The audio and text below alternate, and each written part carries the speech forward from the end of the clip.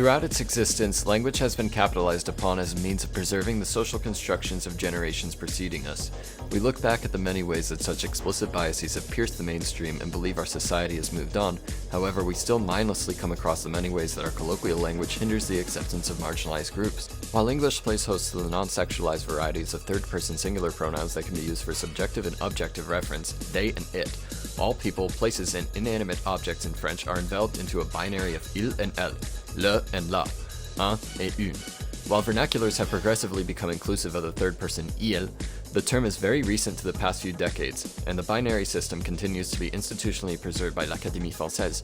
There are no exceptions, forming the backbone of a linguistic exclusion of intersex, non-binary, and two-spirited people among others. In 1986, these discrepancies led Anne Garréta, author and professor at Duke University, to challenge herself to tell the kitsch love story of two characters, the narrator, or je, I, and whose respective names and genders are never revealed. See, Garréta is a member of the Olaipo, a collective of French writers who bend language with their constricted writing. Garréta, who would later become the first woman accepted as part of this special collective, decided to use the critical avenues opened by constricting her composition to highlight the patriarchal messages embedded within everyday expression. This new idea would be manifested in her groundbreaking novel, Sphinx. Having begun her career not as a writer but turning the tables as a DJ, Garréta centers her story around the contemporary club culture of the 1980s, its narration focusing not on the characters' collective beings, of course not, because they can't, but rather the movements of their individual body parts. Take this quote.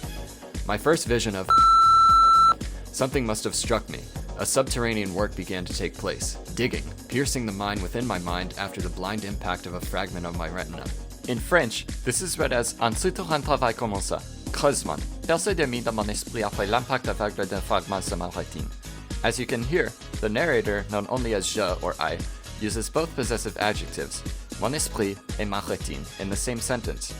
The mixing of genders and the identification of oneself as un esprit, une tête, un cerveau, words that all roughly mean brain, is representative of Je's constant process of thinking and renegotiating what exactly they are. Such a condition can complicate even the most basic story into a poorly contained mess, where in this case, the relationship fails as a result of its characters lacking the means to see each other as the sum of their parts. Simone de Beauvoir argues in La Deuxième Sexe that imperial tools for systematic oppression evolve from the establishment of normalcy, a sense of safety that confides itself within the ruling members, commanding that they uphold ideals of moral virtue and to maintain a social order of us and them. In an era of Western culture that critics like to label post-feminist and post-racial among others, the binary of haves and have-nots still exists all around the world due to the institution built by language, preserved in our constitutions, laws, and outward expressions of personal identities. How apt one is at being able to assert themselves as part of a stable majority, to align themselves with the desired expectations of masculinity, whiteness, able-bodiedness, is a token of power, rendering them immune to the extrinsic power that otherwise controls their every livelihood, according to Michel Foucault. I argue in my French language paper that accompanies this video that Garréta's work, which tells the love story of two characters of unidentified genders, serves as an evolution of Beauvoir and Foucault, emphasizing the power of individual autonomy or lack thereof in a way that bridges their ideas to the third wave of feminism. While political, dramatic, and satirical, the novel is overarchingly a test to make sense of whether or not the construction of gender was one that language could evolve and move on from. Such a descent provides valuable insight for Anglophones into how communities of people have structured themselves to be inclusive or exclusive to certain demographics.